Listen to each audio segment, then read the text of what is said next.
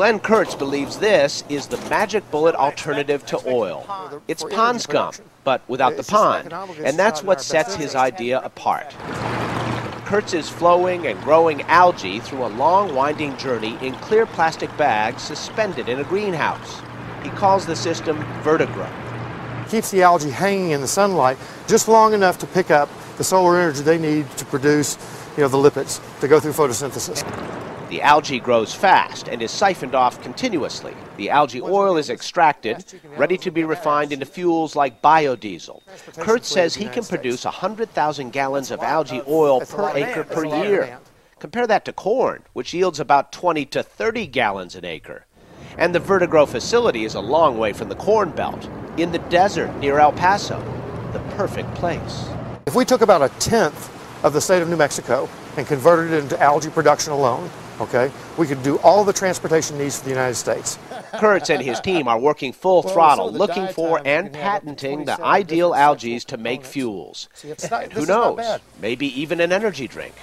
Kind of refreshing. Yeah, that's not bad. Yeah. If Vertigrow pans out as Kurtz predicts, we may all be raising our glasses to once lowly pond scum. Miles O'Brien, CNN, El Paso, Texas. Súmale mambo pa' que mi gata prenda los motores. Súmale mambo pa' que mi gata prenda los motores. Súmale mambo. Turn the machine on. Denny Klein fires up his hot new invention.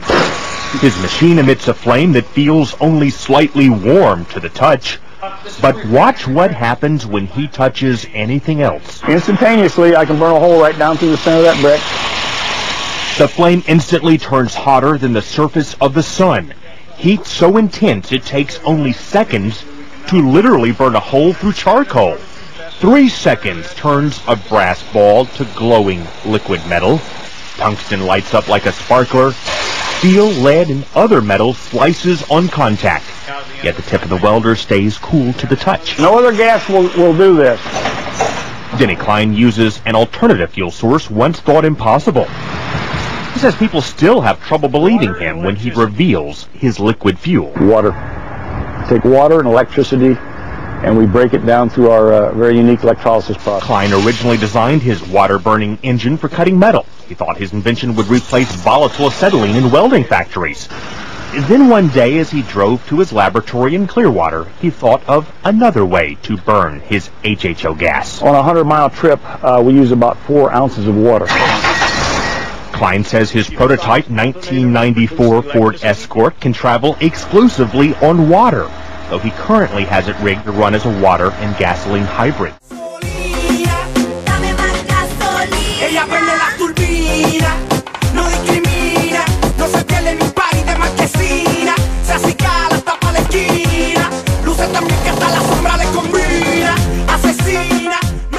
Smart car is pretty neat. It's kind of a vision of the future, I think. They hit it right on the head. They're offering the American public an inexpensive, safe, fuel-efficient vehicle. It definitely sticks out on the highway right now because it's about half the size of everything else out there. The miles per gallon doesn't knock your socks off. I mean, it's in the mid-30s to low 40s, but here again, you're also talking about a brand new, safe car for less than $20,000. And I think it's that type of a vehicle that's going to get traction with the American public as we start to move towards a more fuel-efficient lifestyle here. As I said, they range in price from $12,000 to $19,000, so fairly accessible. Obviously you're not going to put, your whole family and a week's worth of groceries in there, but when you're just zipping around town running a few errands or picking up takeout food or whatever, it's perfect. Little 3-cylinder engine with between 70 and 90, 100 horsepower, something like that. So definitely not a drag racer, but could definitely come in handy when you're trying to park in a tight spot downtown or wherever. So they look pretty functional for folks that are more situated in a small, medium, and large size urban area.